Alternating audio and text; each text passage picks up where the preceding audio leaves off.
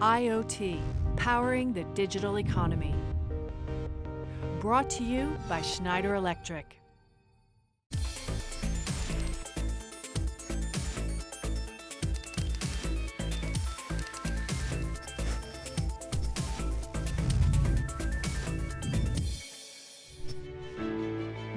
Looking after our physical well-being is one of the biggest challenges that society has to tackle. But we must be doing something right because we're all living for longer. But that raises new challenges for the health sector, challenges that digital innovation can help solve. New drugs and treatments are approved all the time. And now business is turning its attention to innovation in the care we provide to the elderly. More of that will be provided in the home. It's called social care. All of society has a stake in our health. And in this programme, I'll be meeting the business leaders who are changing the way we're looked after today and how we'll be looked after in the future. I'll meet the man who's nurturing new innovation for the UK's National Health Service.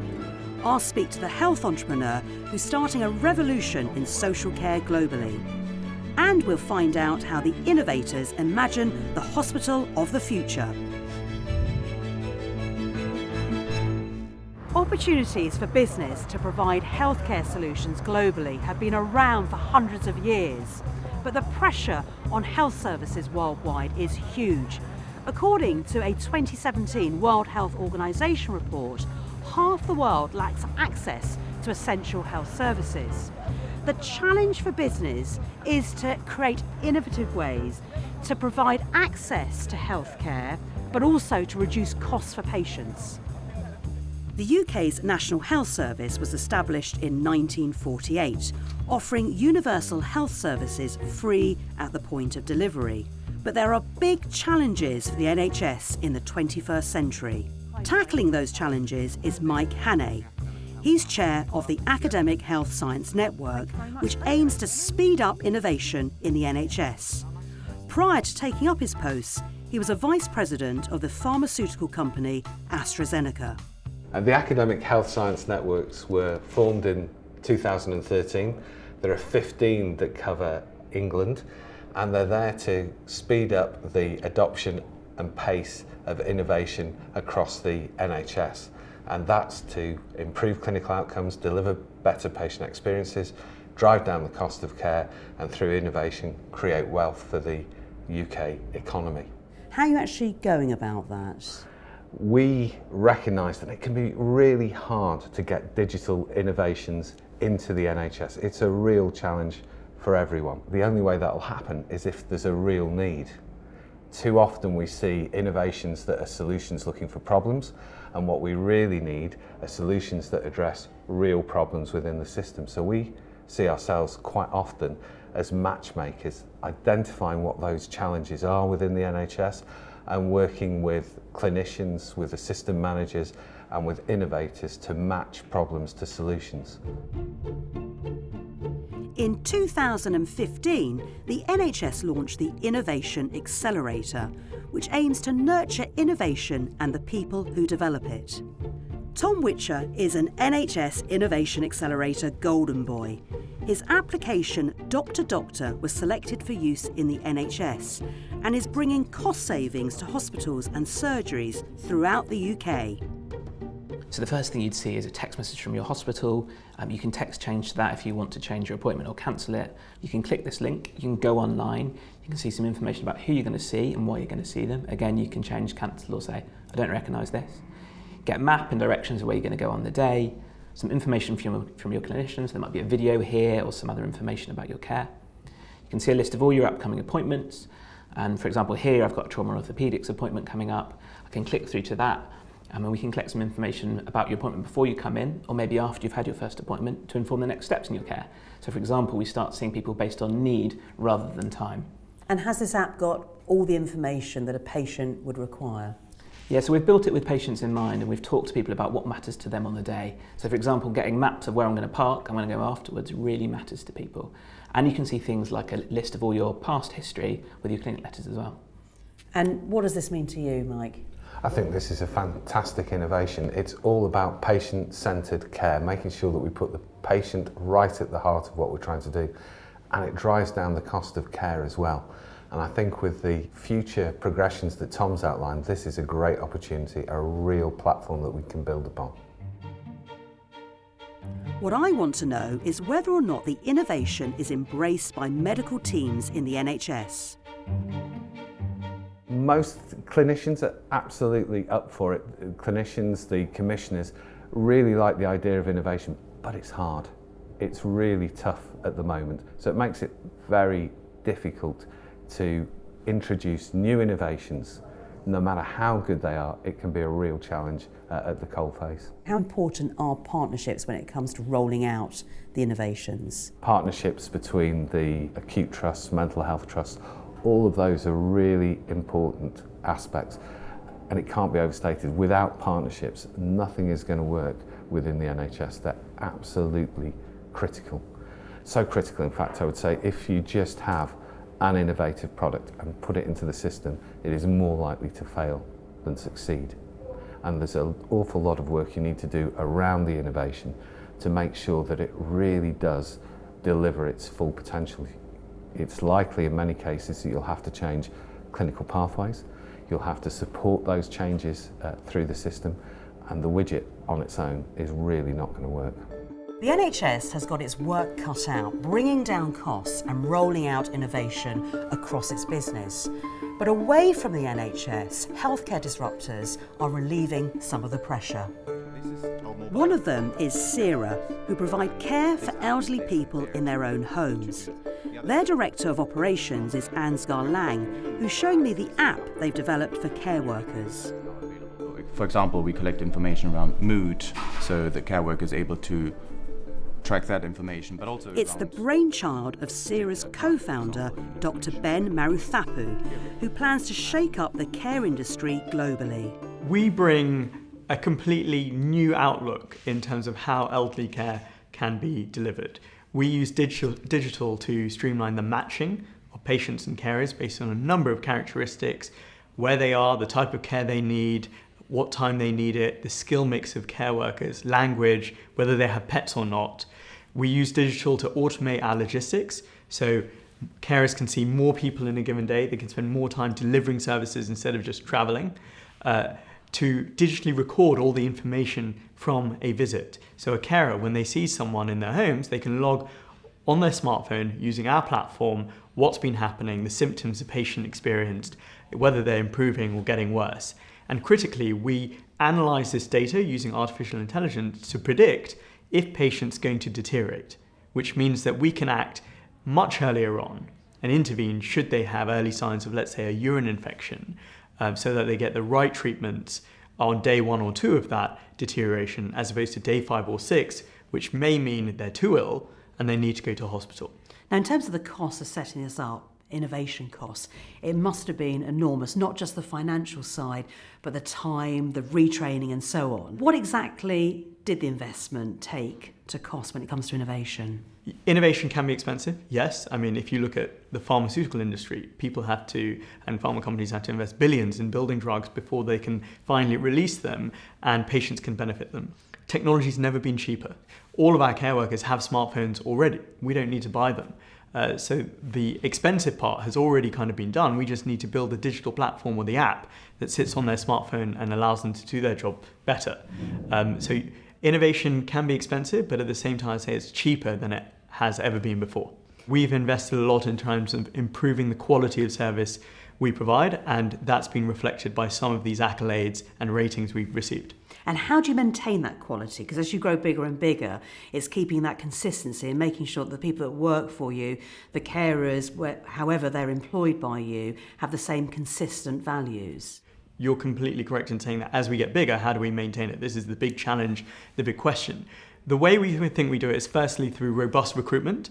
So we select the top 5 to 10% of people who apply to work with us. We can ensure that the carers themselves are of a high quality.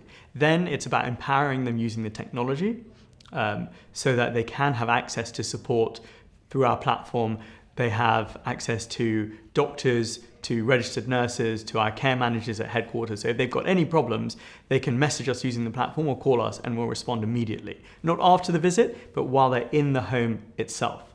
And then it's about monitoring of care workers. And this is partly online. So our system can predict the risk of deteriorations of patients, the risk of a fall, the risk of a hospitalization. This means that as we get bigger, we can see which patients are high risk and which ones are low, and therefore who needs more care and who doesn't. And this again allows us to be much more proactive, but also monitoring smaller things such as, are all the care workers arriving on time? Are they filling out the visit reports as they should be? These are the different types of mechanisms that we have in place to ensure that monitoring is robust. And then we also have monitoring in a face-to-face capacity. So our care managers and registered nurses will actually do randomized spot checks and supervisions of carers as they're delivering services in the home, so we can see firsthand whether their services are being given as they should be. And regarding the apps, the technology, where can they be used? Is it smartphone-based or can you access it via the web as well? At the moment, it's via the web and smartphone. So any platform that allows you to get online, you can access the Sarah website and you can see how your loved one is doing if you'd like to, or if you're a care worker, you can also check in on a patient and you can hand over certain pieces of information to other carers. On top of that, we are blending our smartphone and online platform with wearable technology. So we are allowing older people to have different wearables which monitor things like heart rate, pulse oximetry, movement, whether they've had a fall, calories that they may have burned. And this provides continuous data. So again, we can be even more proactive than we would be otherwise because we have such a rich source of information to determine how we're going to deliver the services. And are you convinced that the wearable technology is providing you with the right information, the correct information? Is it accurate? So we always make sure that we have a clear idea as to which type of wearables we want to be deploying. So we've piloted several different types and narrowed that down to certain brands and types of wearables to make sure that they are collecting the right type of data.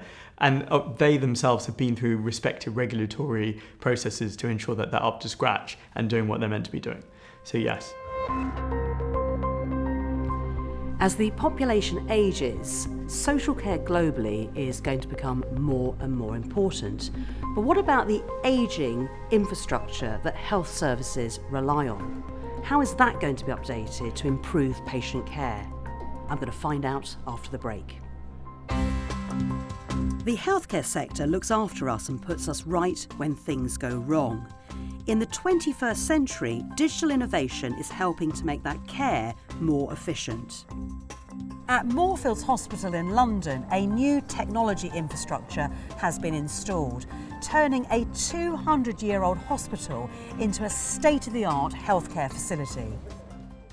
When you look today at the total cost of healthcare, it's roughly 11% of GDP in Europe, 19% in the US, and with population aging, and we see actually the population above 60 doubling by 2050. So you have a perfect storm to achieve more with less. And actually we see digital and digital technology as a powerful engine to drive the cost of healthcare down while actually making the most of what's available so that the healthcare would be given to anybody that would need it in the right format. There is no good patient outcome if the whole healthcare infrastructure doesn't work. First of all, it needs to be powered, it needs energy, and that energy needs to come very efficient. 20% of energy efficiency in a 300 people bedroom hospital means 1 point of EBIT gain, or it's the equivalent of, let's say, 10 additional jobs of nurse that would provide a better service. And actually, that energy efficiency is very accessible. It means that an operating theater would not run 24 hours 7 and you will not have to run all the HVAC when there is no one in the operating theater. Or the other one would be a guest room would not be ventilated and so on when there is no guest in the room. Simple thing like this would end up with easy 20% saving on the whole energy bill, which in return are saving that you can either reinvest into more nurse hiring, or actually more saving for the hospital owner, or more investment in some of the sectors. Updated facilities can contribute to better clinical outcomes, but clinicians can also provide a more efficient service if older health records are migrated to modern platforms. But that's not as easy as it sounds. Clive Flashman is president of the Telemedicine and eHealth Council of the Royal Society of Medicine in London. I wanted to find out from him what challenges innovation presents to health companies. So in terms of making sure that that valuable data is not sat in old systems, what do you need to do? The first thing is that you can migrate that data to another or better system that can use that data better. Okay?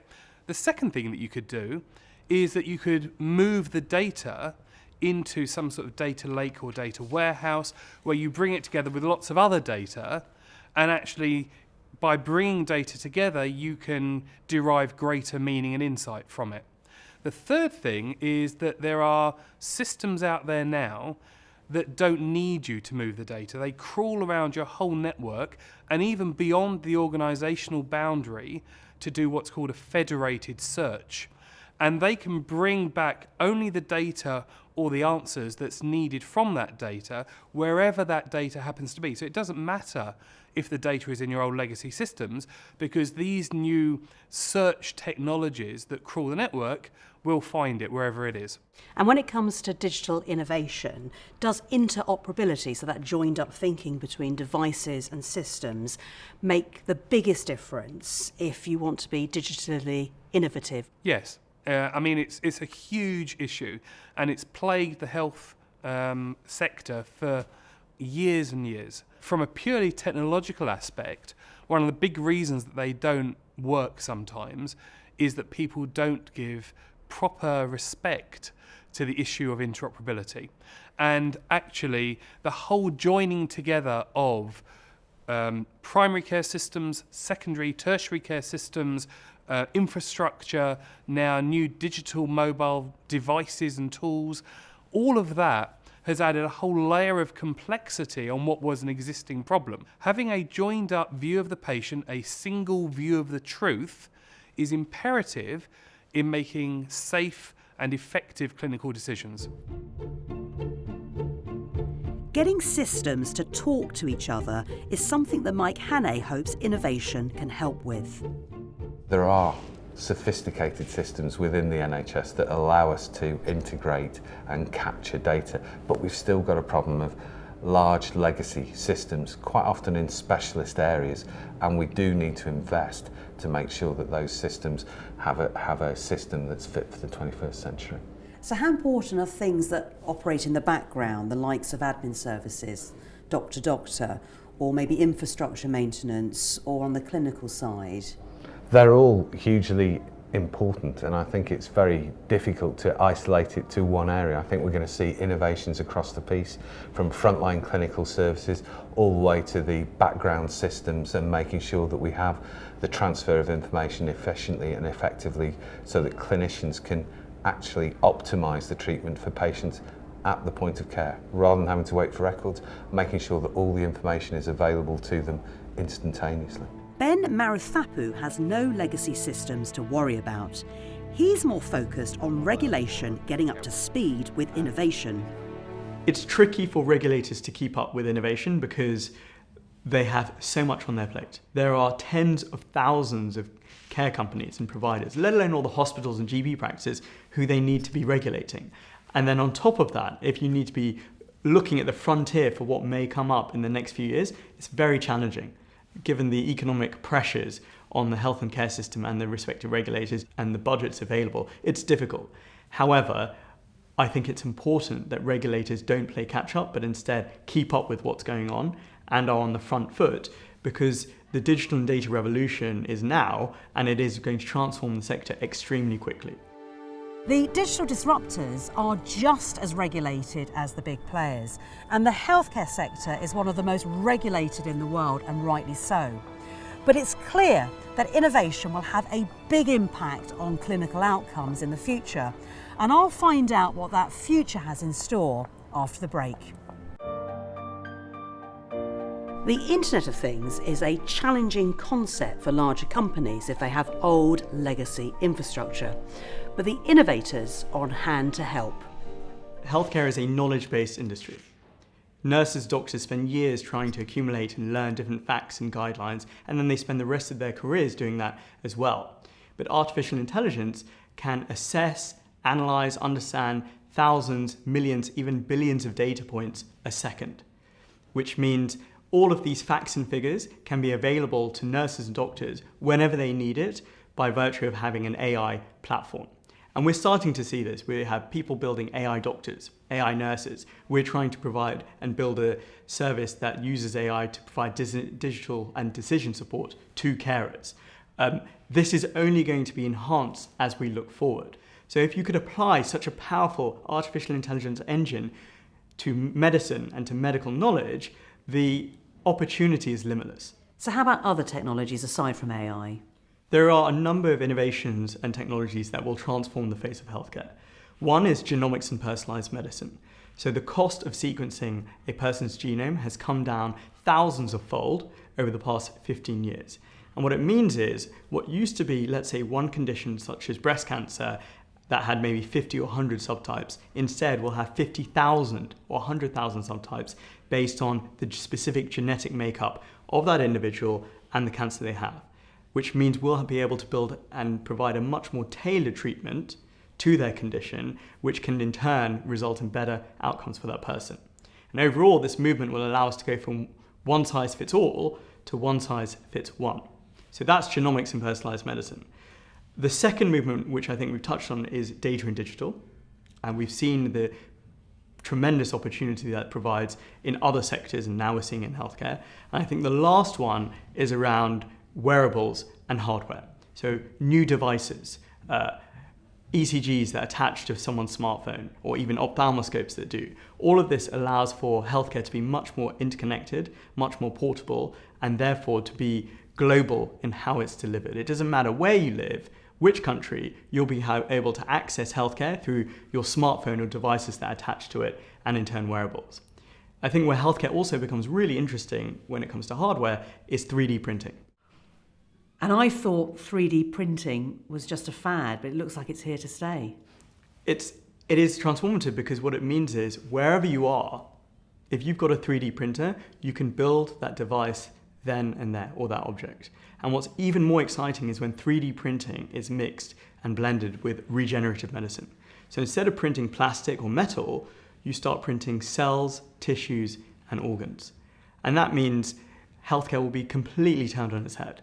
As opposed to thinking about, what type of drug or medication do I need? We're just going to replace the tissue altogether, or even the organ, by printing it. That is going to be critical. And this isn't something that's imaginary or super far off. Even today, people are printing bladders. They're trying to print kidneys, tracheas. And this means you can replace organs as opposed to just trying to put a bandage over them. And that will completely change how we think about and how we deliver healthcare. The picture that Ben Maruthapu paints is exciting and transformative. For the NHS, the innovation that they are rolling out is focused on streamlining existing systems in order to meet budgetary constraints.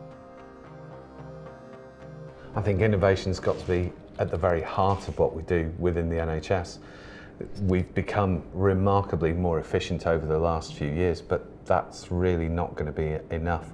The only way that we're going to be able to sustain the NHS in the future is through innovation and finding new ways of doing the things that we've done in the past. So we see lots of apps and devices now being developed to help individuals support their health and wellness. And I can see us using sensor technology to keep patients at home. So I see a lot less in hospitals, a lot less hopefully in GP surgery, and a lot more emphasis on us as individuals taking responsibility for our healthcare, aided by technology, aided by the digital revolution that we're seeing that avoids the cascade that leads us into an acute admission. Big organisations such as the NHS will be relying on innovation and the Internet of Things to help improve efficiency.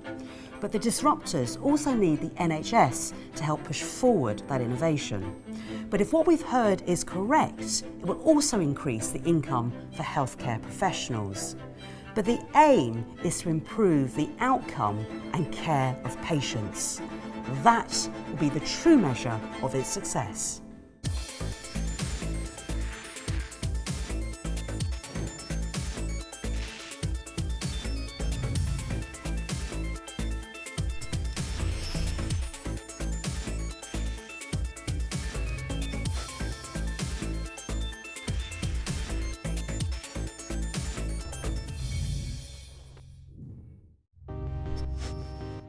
I.O.T. Powering the Digital Economy. Brought to you by Schneider Electric.